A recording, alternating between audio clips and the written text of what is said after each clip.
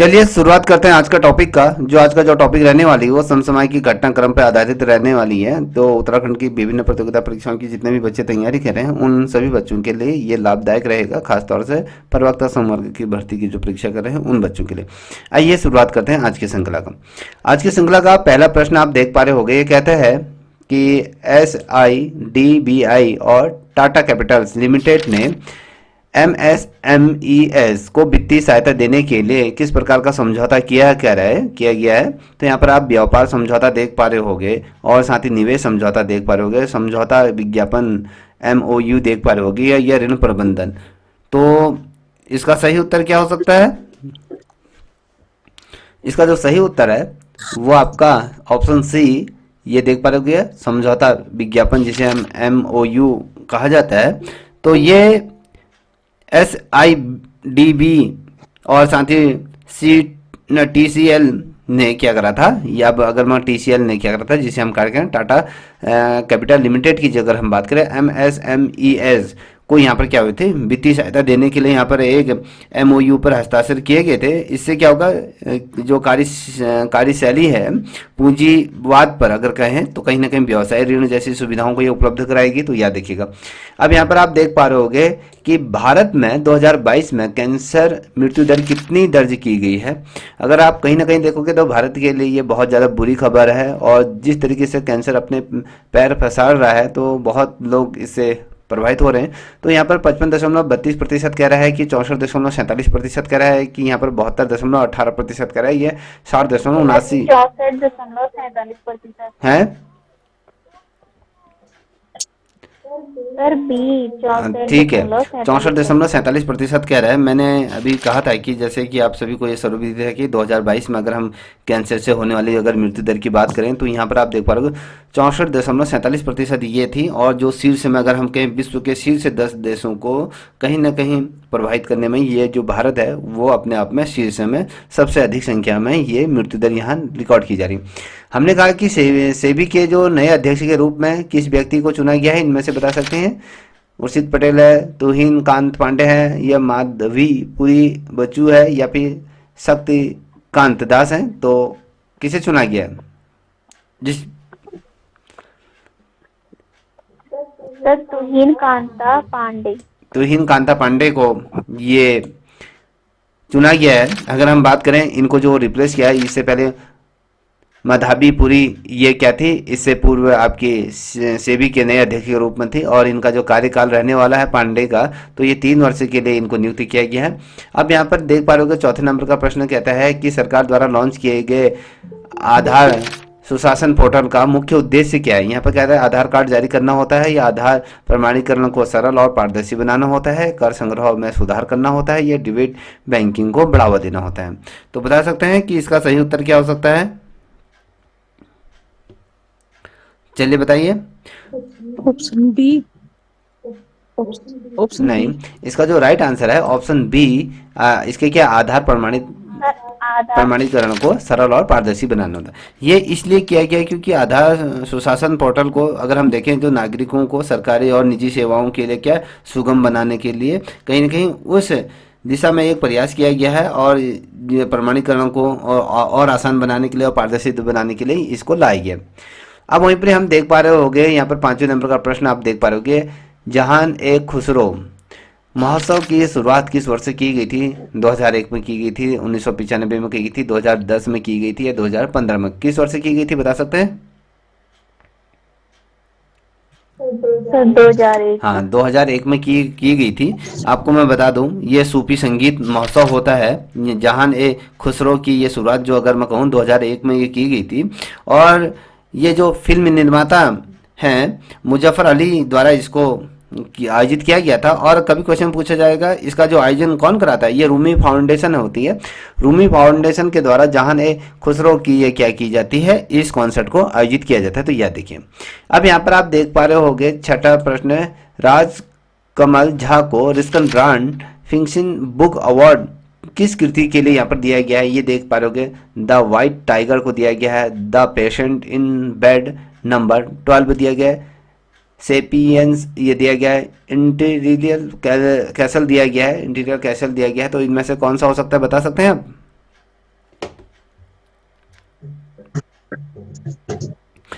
जो ये option B. हाँ बिल्कुल सही है।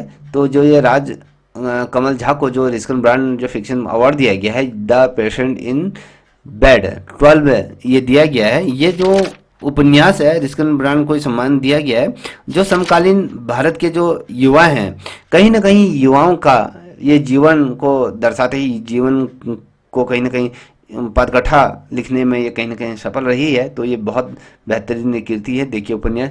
अब यहाँ पर देख पा रहे हो कि 7वें नंबर का प्रश्न क्या था कि राष्ट्रीय विज्ञान दिवस 2025 की थीम क्या है। ठीक है, अगर हम थीम की बात करें तो यहाँ पर आप विज्ञान और तकनीकी विकास देख सकते हैं। भारतीय युवाओं को सशक्त बनाना होता है, नवाचार और विज्ञान में भारत है, या ग्रीन टेक्नोलॉजी। तो बता सकते हैं कि राष्ट्रीय विज्ञान वर्ष 2025 की क्या थीम है। ऑप्शन भारतीय सी। युवाओं को सशक्त बनाना। युवाओं को सशक्त बनाना, बिल्कुल ठीक है। ठीक है, भारतीय युवाओं को सशक्त बनाने का ये उद्देश्य था। क्योंकि राष्ट्रीय विज्ञान दिवस की जब हम बात करें 2025 की जो थीम आपने जो कहा कि वैज्ञानिक और नवाचार नेतृत्व में भारतीय युवाओं को सशक्त बनाना, कहीं ना कहीं ये जो विकसित भारत की जो हमने जो संकल्पना की है, जो प्रधानमंत्री मोदी जी ने कहा कि 2047 विकसित भारत का जो संकल्पना है, तो इसी थीम को ये आगे बढ़ाती हुई जाती है। अब यहाँ पर आप देख पा रहे होगी जीरो डिस्क्रिमिनेशन डे पहली बार कब मनाया गया। बता सकते हैं 2010, 2014, 2016, 2018।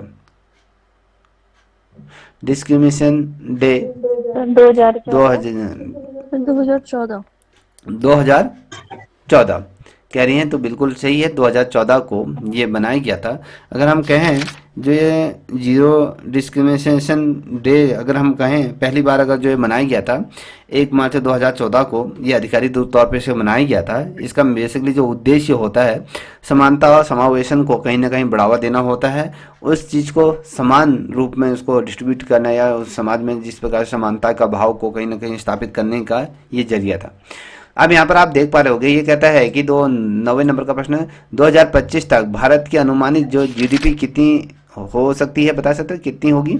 यहाँ पर 3.2 ट्रिलियन है, 4.3 ट्रिलियन है, 5.0 ट्रिलियन है, ये 3.8 ट्रिलियन कितनी हो सकती है। 4.3 ट्रिलियन। और लोग बताइए। Sir 3.8 trillion. नहीं, इसका जो राइट आंसर है वो option B as a right answer है। 4.3 ट्रिलियन ये होने जा रही है। क्योंकि अगर आपने नीति आयोग को पढ़ा होगा तो नीति आयोग के अनुसार अगर हम देखें जो भारत की जो वास्तविक जो जीडीपी है 2025 तक अगर हम कहें 4.3 ट्रिलियन तक पहुंचने का कहीं ना कहीं अनुमान लगाया गया है। और अगर हम देखें तो हमने तो अगर हम 2015 की अगर बात करें, बेसिकली हमने यहाँ पर 2025 का जिक्र कर रहे हैं कि हम कह रहे हैं कि 2025 में 4.3 ट्रिलियन ये होगी। अगर हम देखें 2015 में जब प्रधानमंत्री मोदी जी आए थे तो उस टाइम पे भारत की जो इकोनॉमी थी, जो जीडीपी ग्रोथ थी, वो आपकी कितनी थी 2.4 ट्रिलियन उस समय थी। अब ये ग्रोथ जो बढ़कर यहाँ 4.3 ट्रिलियन ये 2025 तक का ये कहा गया है कि ये होगी। ठीक है, अब यहाँ पर 10वें नंबर का प्रश्न आप देख पा रहे होगे, भारत और यूरोपीय संघ ईयू के बीच मुक्त व्यापार समझौता की वार्ता पुनः कब शुरू हुई थी। 2015, 2021, 2018, 2020। जितने भी बच्चों को इसका आंसर आता है तो पिक करिए, नहीं आता है तो इस श्रृंखला को ध्यान से देखिए। बता सकते हैं कब हुई थी। भारत और 2018। भारत और यूरोपीय संघ के बीच 2000 है 2020। नहीं, 2021 में ये हुई थी। ठीक है, 2021 में हुई थी। भारत और यूरोपीय संघ के बीच ये क्या होता मुक्त व्यापार समझौता किया गया था। इसकी जो वार्ता हुई थी 2021 में, इसे फिर से शुरुआत की गई थी इसकी। और अगर हम कहें ये 8 साल तक ये रुकी हुई थी। पूर्व में ये 8 साल से क्या थी, इस पर कोई भी वार्तालाप नहीं हुई थी। ये समझौता अगर हम बात करें क्यों हो रहा था, क्योंकि दोनों देशों के बीच विभिन्न तरीके के जो समझौते होते हैं, व्यापारी जो समझौते होते हैं, कहीं ना कहीं उनको कवर करती है। ठीक है, भारत और यूरोपीय संघ के बीच जो मुक्त व्यापार होते हैं, तो ये कहीं ना कहीं जो विभिन्न व्यापार क्षेत्रों को कहीं ना कहीं ये क्या करती है, अपने उसमें कवर कर लेती है। अब यहाँ पर आप देख पा रहे हो 11वें नंबर का प्रश्न ये कहता है कि निम्न में से कौन सा उपग्रह चंद्रमा पर पानी खोजने के लिए नासा द्वारा लॉन्च किया गया है। बता सकते हैं मार्स रोवर है, लूनर टेलर बेजर है, या वायरेज 1 है, या हफ टेलीस्कोप है? तो बता सकते हैं कि किस। Option B lunar. अभी हाल फिलहाल में ही दो तीन दिन पहले ही इसे लॉन्च किया गया है, ठीक है। 27 या 28 तारीख को इसको लूनर। बता सकते हैं कि नासा द्वारा लॉन्च किया गया। जितने भी बच्चों को आता है और कमेंट करें। देखिए इसका जो राइट आंसर है ये लूनर टेलर वेजर है, तो इसको लॉन्च किया गया है नासा द्वारा। देखिए अगर हम बात करें ये जो लूनर टेलर वेजर है, अगर हम कहें, मैंने कहा कि 26 फरवरी को इसको किया गया, 26 फरवरी 2025 को अगर मैं कहूँ, इसी जो ये मंथ 2 दिन पहले की अगर मैं बात करूँ जो गया है 26 फरवरी 2025 को नासा ने लिए लॉन्च किया था। ये इसका जो मेन उद्देश्य है ये चंद्रमा की सतह पे जाएगा और चंद्रमा की सतह पर किस तरीके से पानी है, मिनरल्स हैं या नहीं है, उन स्थानों को कहीं ना कहीं मैपिंग के जरिए उस पर मार्क करेगा और हमें ये पता चल जाएगा कि पृथ्वी में जो ये चंद्रमा है, चंद्रमा की किस किस जगहों पर वो मार्क करेगा, वो नक्शे वो मैपिंग करेगा, तो इन जगहों पर पानी के मिलने की संभावनाएं प्रबल हो जाएंगी। इससे ये पता चलेगा कि जब भविष्य में कुछ ऐसे मून मिशन होंगे तो इन्हीं क्षेत्रों में क्या होगी, खुदाई की जाएगी, यहीं पर से पानी का कहीं ना कहीं हम अनुमान लगा सकते हैं, ठीक है। अब यहाँ पर आप देख पा रहे होंगे ये सर डेट कौन सी है बताइए? 26 फरवरी को, डेट 26 कौन सी फरवरी को, बताई? 26 फरवरी को, ठीक है। अब यहाँ पर देखिए 12 नंबर का ACADA सिस्टम खरीदने के लिए भारतीय सेना ने किस कंपनी के साथ अनुबंध किया? DRDO या हेल या LT या SIRO, इसरो के द्वारा किया गया था। बता सकते हैं किसके द्वारा ये भारतीय सेना ने ACADA सिस्टम खरीदने के लिए ये अनुबंध किया गया है? बता सकते हैं कि कौन है? अगर आप लोगों को पता है तो बताइए। L&T option C. Option C इन्होंने चुना, ठीक है, बिल्कुल सही है, क्योंकि ये जो टाटा है, ठीक है, तो कैपिटल टाटा की हम बात कर रहे हैं, तो ये इसने क्या LT, ठीक है, तो ये जो है भारतीय सेना ने इसे क्या कर रहा था, भारतीय सेना ने 223 ACADA ये सिस्टम खरीदने के लिए किया गया, LT के साथ किया जा रहा था। अगर मैं कहूँ कितने करोड़ रुपए का इसमें इन्होंने ये साझेदारी करी है तो 80.34 करोड़ रुपए का यहाँ अनुबंध किया गया है। इससे क्या होगा, कहीं ना कहीं हमारी जो सैन्य क्षमताएं हैं वो बढ़ेंगी और हम युद्ध में बेहतर हो सकते हैं, तो इसलिए इसको करार किया गया। अब यहाँ पर आप देख पा रहे होंगे, कहता है कि 13वें नंबर का प्रश्न है कि विश्व प्रोटीन दिवस किस तारीख को मनाया जाता है? तो ये बता सकते हैं कि प्रोटीन दिवस आपके 15 अगस्त, 27 फरवरी या 10 दिसंबर या 5 जून को? 10 दिसंबर। बताइए।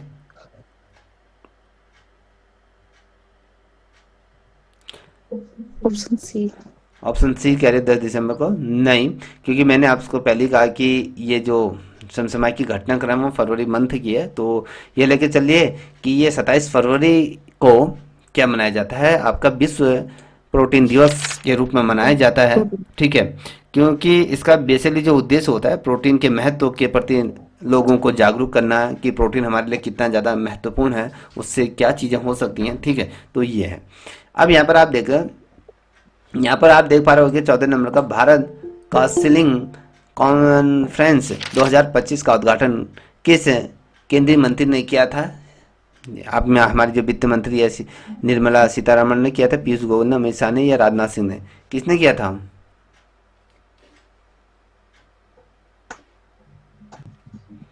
पीयूष गोयल। पीयूष गोयल कह रही हैं आप? Sir B. जी सर।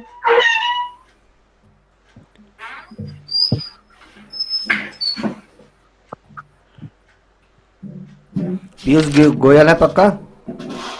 बिल्कुल सही कहा आपने, ये पीयूष गोयल है, ठीक है।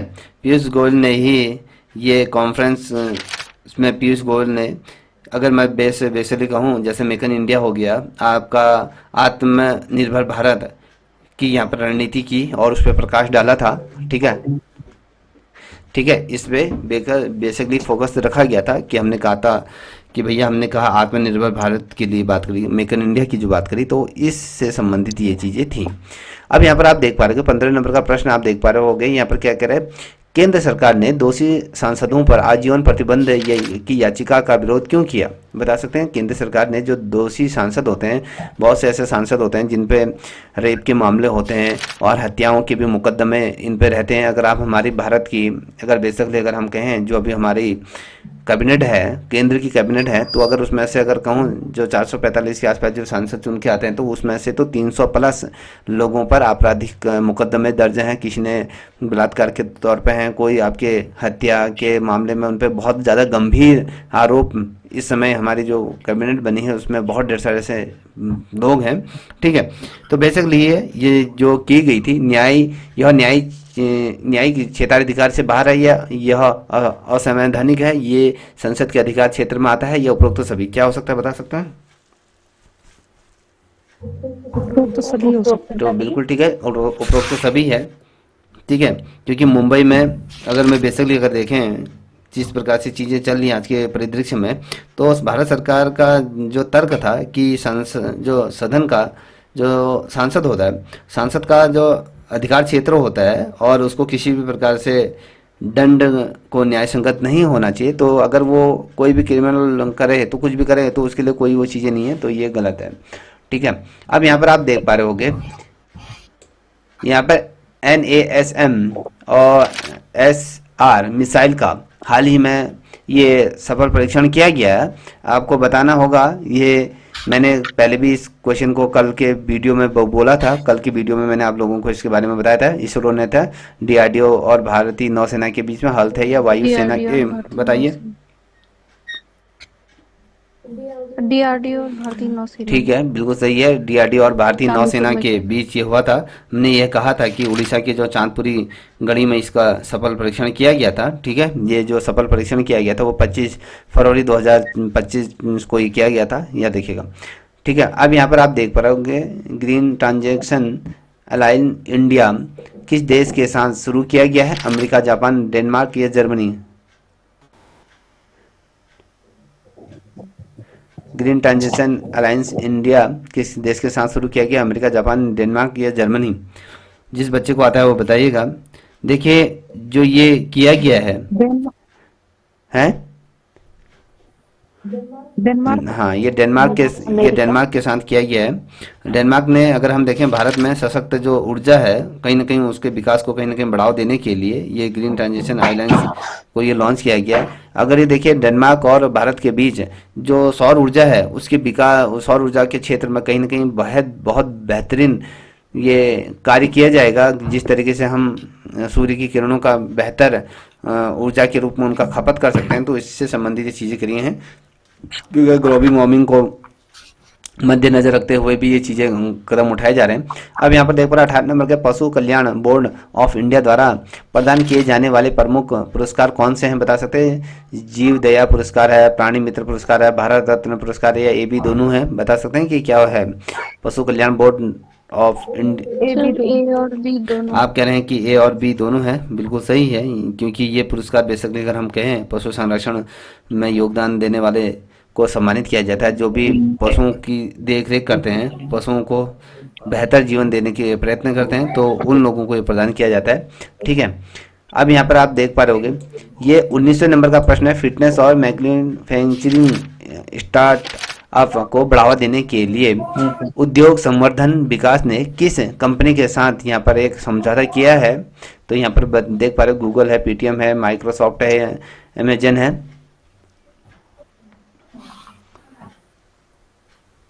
हमने कहा फिटनेस और मैन्युफैक्चरिंग स्टार्टअप को बढ़ावा देने के लिए, बता सकते हैं कि इस चीज़ को बढ़ावा देने के लिए किसके साथ ये समझौता किया गया? गूगल के द्वारा किया है, पेटीएम की तरह, माइक्रोसॉफ्ट या अमेजन की तरह? देखिए जो ये किया गया है, तो नवीन जी बता सकते हैं किसके साथ किया गया है? नई जानकारी ठीक है है, सर इसकी। ये फरवरी मंथ की करंट अफेयर, इसको ध्यान से देखिएगा क्योंकि ये पेटीएम के साथ किया गया है, तो बहुत महत्वपूर्ण है। क्योंकि ये जो लर्निंग है वहाँ से क्वेश्चन बनेगा तो याद रखिएगा ये महत्वपूर्ण है, क्योंकि पेटीएम के साथ ये समझौता किया गया है, तो याद रखिएगा। क्योंकि अगर मैं ये जो साझेदारी की गई है इसका मेन उद्देश्य है कि जो फिनटेक जो मैन्युफैक्चरिंग है अगर कहें तो उसमें कहीं ना कहीं सकारात्मक तौर पर नवाचार को बढ़ाया जाए, तो कहीं ना कहीं ये तमाम चीज़ें दी गई। अब यहाँ पर देख पा रहे होंगे 20वें नंबर का प्रश्न है, अमेरिका का ये नया गोल्डन कार्ड निवेश वीज़ा कितने डॉलर का निवेश करने पर मिलेगा। अगर आपको अमेरिका का नया गोल्डन कार्ड वीज़ा अगर लेना है तो कितने डॉलर का आपको निवेश करना पड़ेगा, 1 मिलियन या 8 लाख डॉलर का, या 5 मिलियन डॉलर का, या 10 मिलियन डॉलर का।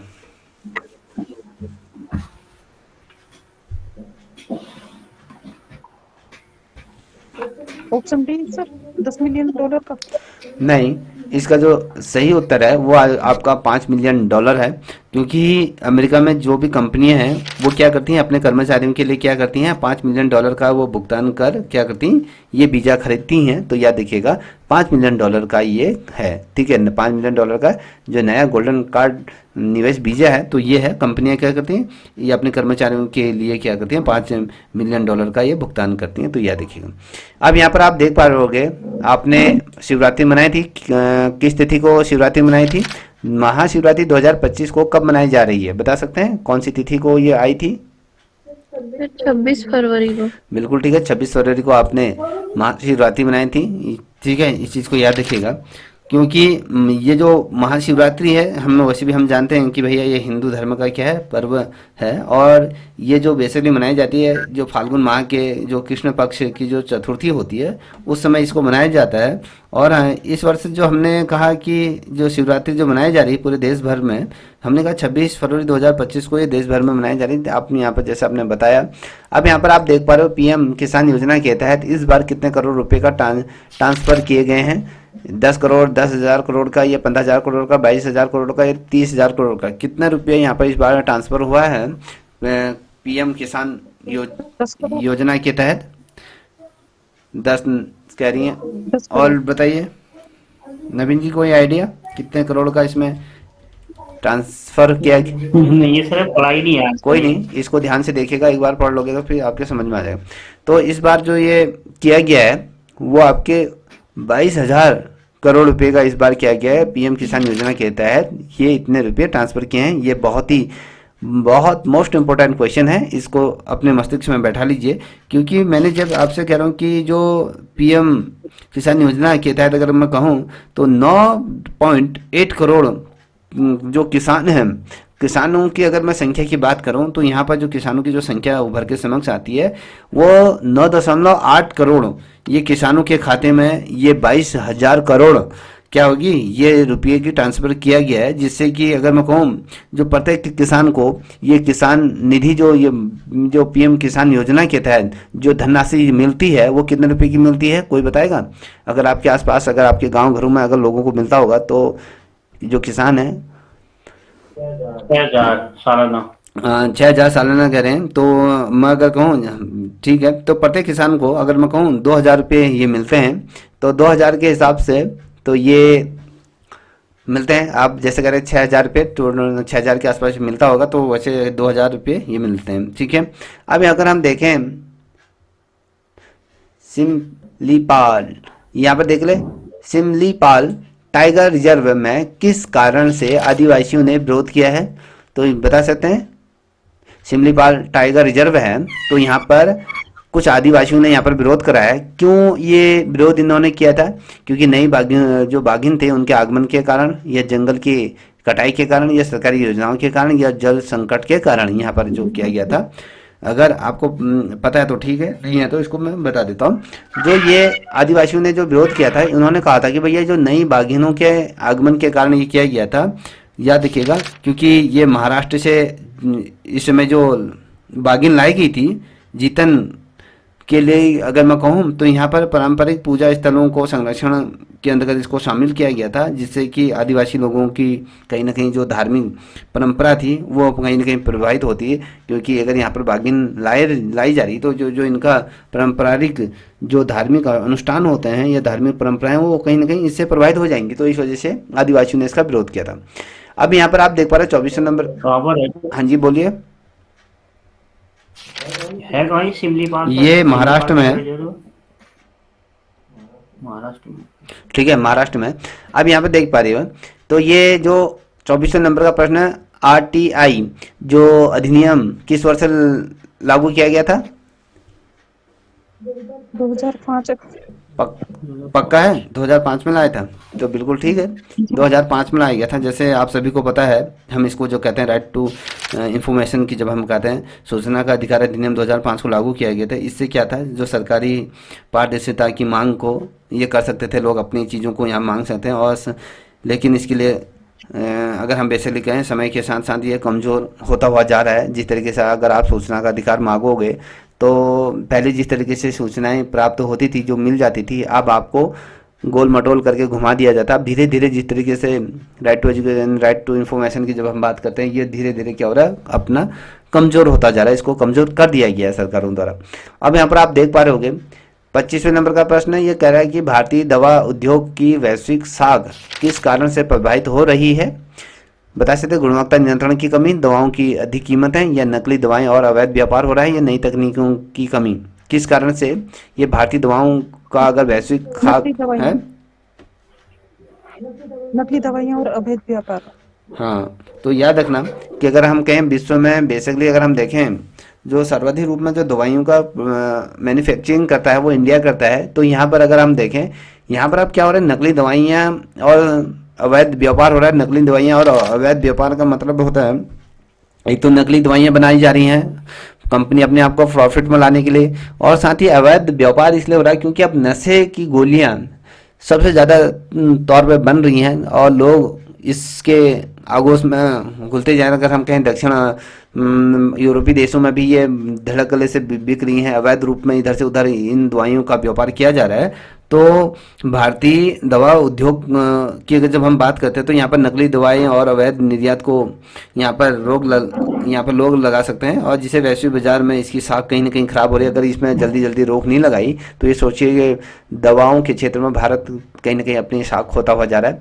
अब यहाँ पर आप देख पा रहे होंगे 26वें नंबर का प्रश्न कह रहा है कि यूजीसी का मुख्य विवाद किस मुद्दे को लेकर हुआ था? बता सकते हैं कि यूजीसी का एक विवाद हुआ था इसी मंथ है, फरवरी के मंथ में विवाद हुआ था कि विश्वविद्यालय अनुदान कटौती की, कुलपतियों की नियुक्ति की प्रतिक्रिया, शोध अनुदान नीतियां की बात करें, परीक्षा प्रणाली को लेकर हुआ था। बता सकते हैं किस चीज को लेकर यहाँ विवाद हुआ था?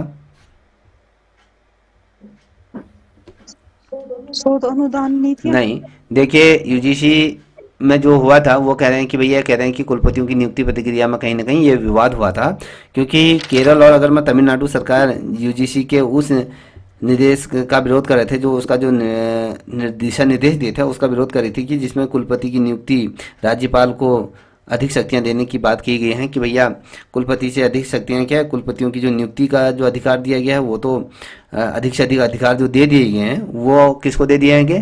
आपके राज्यपालों को दिए गए। तो जो राज्य सरकार है उनके हाथ में तो कुछ नहीं है। अब राज्यपालों को अगर ये शक्तियां दे दी हैं कुलपतियों को नियुक्ति करने के लिए, तो अनुमम अगर आप देखोगे पूरे भारत में जो राज्यपाल जो नियुक्त किए जाते हैं वो आपके बीजेपी के ही लोग हैं। तो बीजेपी के लोग हैं तो वो क्या कर रहे हैं, संघ से संबंधित जितने भी कर्मचारी हैं उनको सीधे अपने अनुसार वो बैठा दे रहे हैं।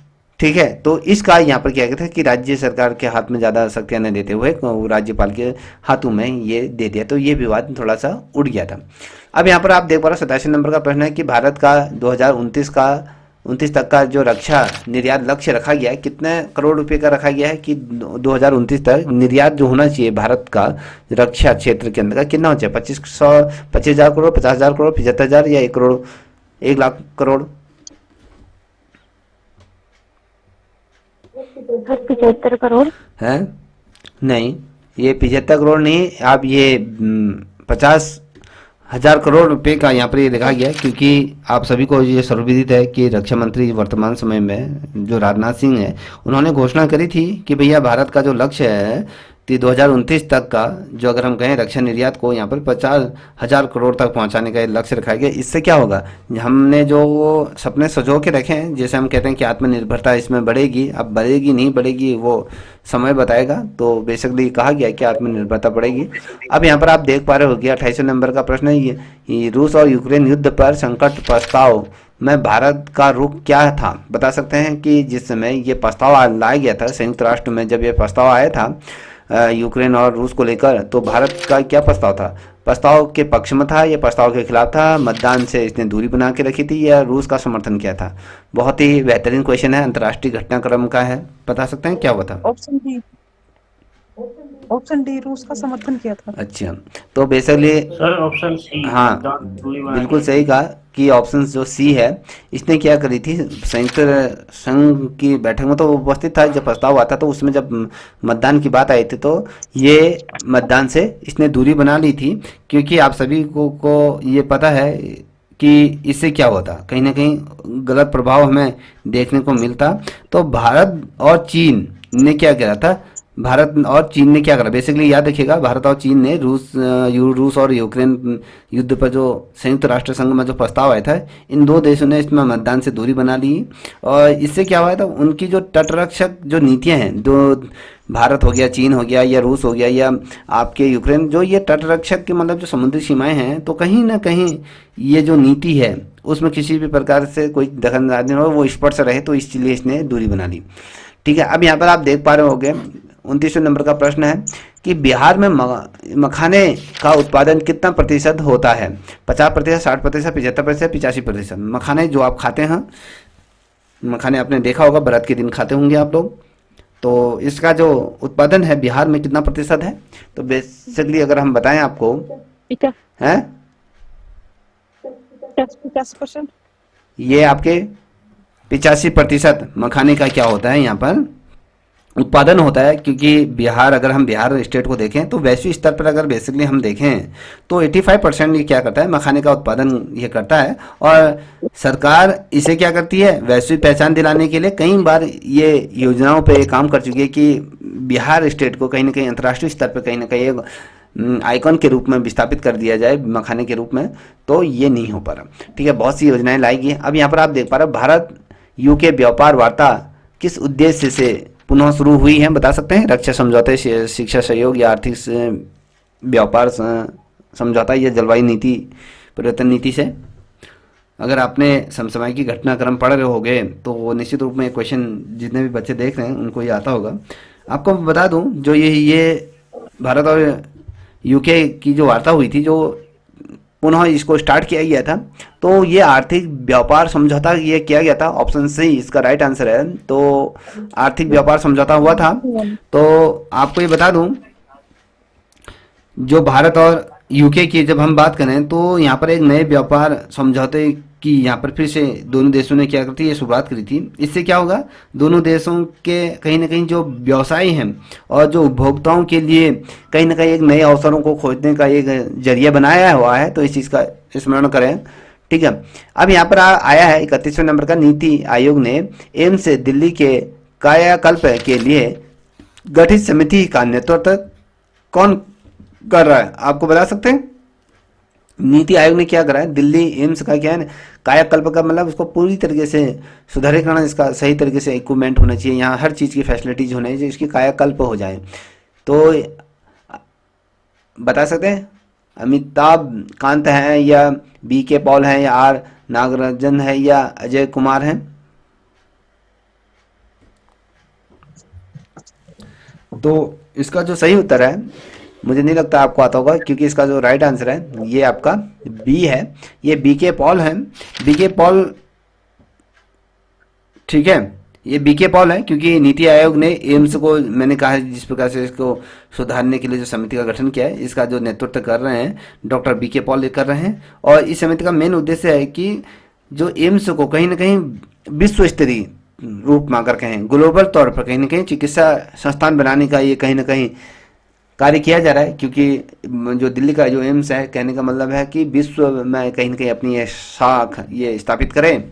ठीक है, तो इस तरीके से कहा जा रहा है। अब यहाँ पर आप देख पा रहे होगे 32वें नंबर का प्रश्न है, उड़ीसी नृत्य के पुनर्जागरण में योगदान देने वाले प्रसिद्ध गुरु कौन थे, बता सकते हैं? जो उड़ीसा का जो नृत्य होता है तो उसको अगर हम कहें उसके गुरु कौन थे? केचुलाचरण महापात्रा थे, बिरजू महाराज थे, मयाधर राउत थे, या उस्ताद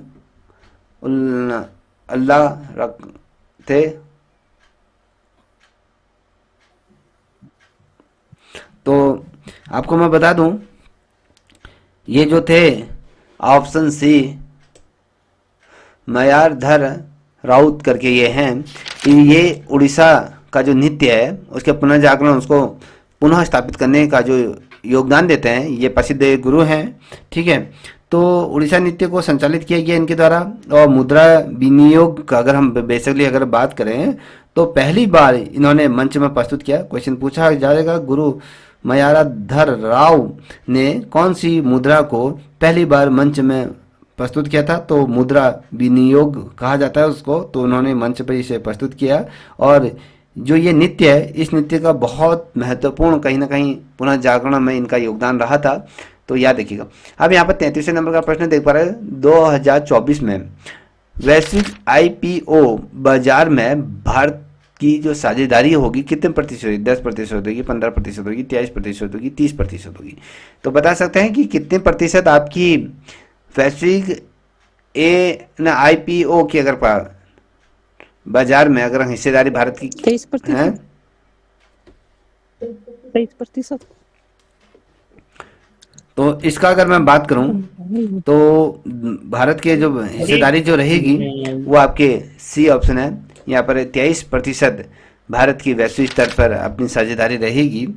ठीक है, तो अगर जो साझेदारी की जो मैंने कहा 23% रहेगी, तो ये लेके चलिए कि 19.5 अरब डॉलर की ये जुटाएगा अंतर्राष्ट्रीय स्तर पर। या देखिएगा इस क्षेत्र में अग्रणी स्थान बनाएगा कहीं ना कहीं।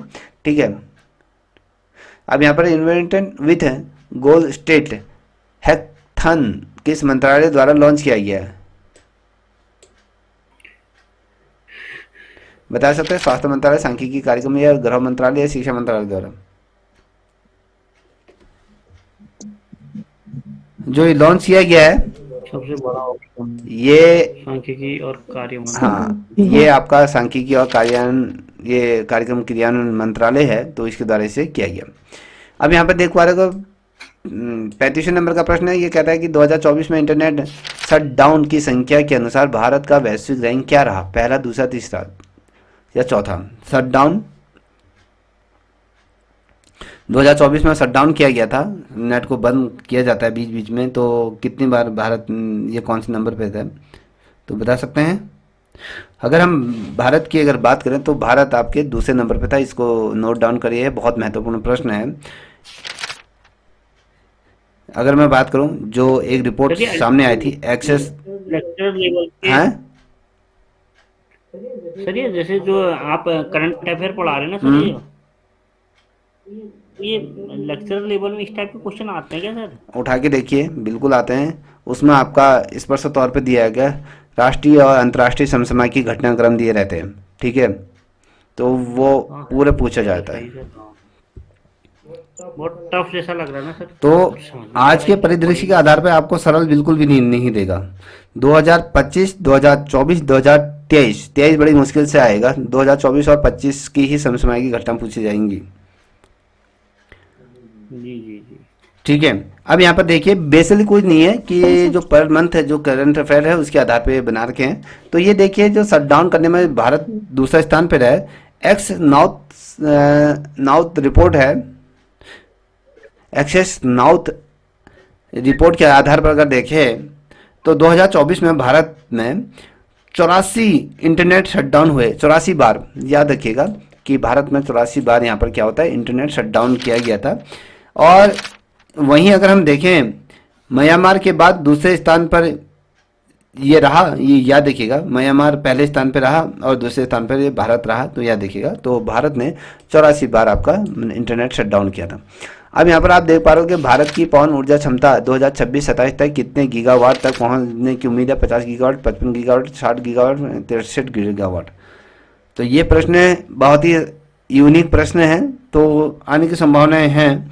तो भारत का जो गीगावाट अगर बात करें, कितने प्रतिशत यहाँ पहुँचने की बात करें, तो यहाँ पर 63 गीगावाट पहुँचने की उम्मीद है।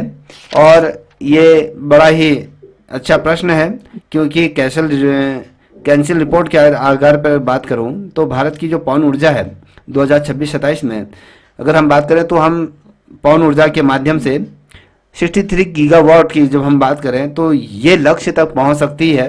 और कहीं ना कहीं जो नवीनीकरण ऊर्जा के क्षेत्र में कहीं ना कहीं हम ये बहुत बड़ी उपलब्धि हासिल कर लेंगे। पवन ऊर्जा का मतलब है कि न किसी प्रकार की हमें जो विद्युत ऊर्जा या किसी नहीं, सिर्फ हम हवाओं के माध्यम से जो 63 गीगावाट इतनी बिजली का उत्पादन हम कर लेंगे। तो याद रखिएगा, तो अगर इस तरीके से अगर होता है तो कहीं ना कहीं हम पर्यावरण को जो प्रदूषित हो रहा है, जो कहीं ना कहीं ग्लोबल वार्मिंग हो रही है, उसको हम रोकने में कारगर सिद्ध होंगे। अगर हम सौर ऊर्जा का प्रयोग करें और पवन ऊर्जा का प्रयोग करें तो हम कहीं हद तक ये ऊर्जा को कम, जो ये ग्लोबल वार्मिंग हो रही है उसे हम कम करने में अपनी अहम भूमिका निभा सकते हैं। अब यहाँ पर देख पा रहे होंगे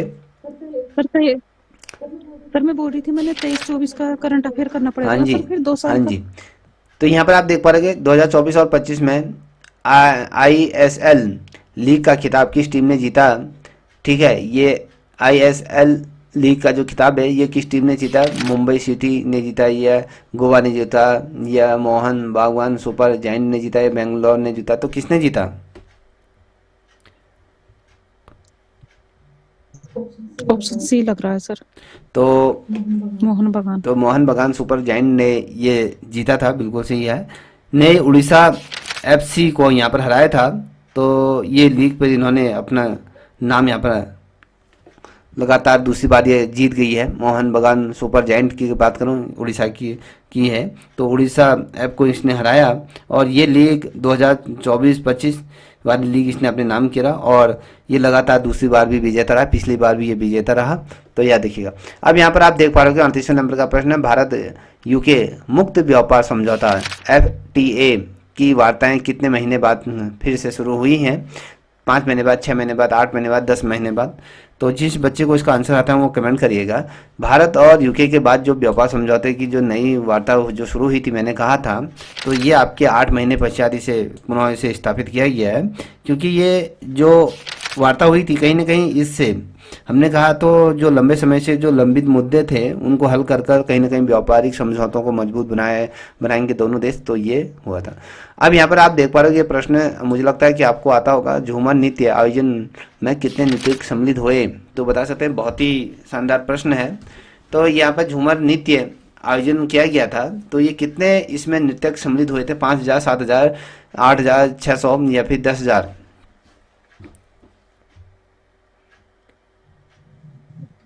10,000? नहीं, क्योंकि ये जो हुए थे 8,600 ये नृत्यक झूमर नृत्य में ये शामिल होते हैं। क्योंकि प्रधानमंत्री जिस समय गुवाहाटी में गए थे तो गुवाहाटी में ये झूमर नृत्य किया गया था। और बेसिकली अगर हम देखें अब तक का ये सबसे बड़ा ये आयोजन था, जहाँ पर आप अगर देखें 8,600 से भी अधिक नृत्यकों ने इसमें भाग लिया था। सबसे बड़ा आयोजन इसे माना जाता है, गुवाहाटी में इसे किया गया था। ठीक है, अब यहाँ पर 40वें नंबर का प्रश्न आप देखें, UN सुरक्षा परिषद ने रूस और यूक्रेन युद्ध प्रस्ताव पर कितने मतों से इसे पारित किया था? क्योंकि चाइना और साथ ही भारत तो इससे क्या हो गए थे, मतदान करने से इन्होंने दूरी बना ली थी। अब यहाँ पर ये पूछा है कि रूस और यूक्रेन युद्ध पर प्रस्ताव जो हुआ था उसमें कितने मतों से इसे पारित किया गया था? यहाँ पर 8 है, 9 है, 10 है, 12। बता सकते हैं कि कितने मतों से हुआ था?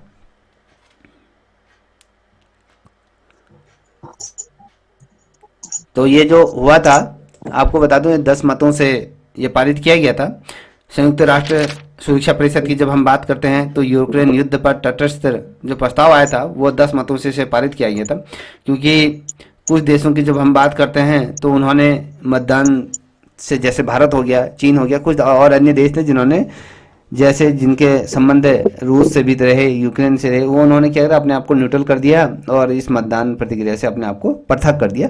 तो ये जो समसामयिक की घटनाक्रम है ये बहुत ज़्यादा महत्वपूर्ण है। आने वाले प्रतियोगिता परीक्षाओं में कोई ना कोई क्वेश्चन यहाँ से अवश्य पूछा जाएगा, इसलिए इस श्रृंखला को हल्के में मत लीजिएगा। ठीक है, ये मत सोचना कि यार यहाँ से तो आएगा ही नहीं, यहाँ से तो बनेंगे ही नहीं क्वेश्चन, ये गलतफहमी अपने हृदय मन में मत पालना, ठीक है।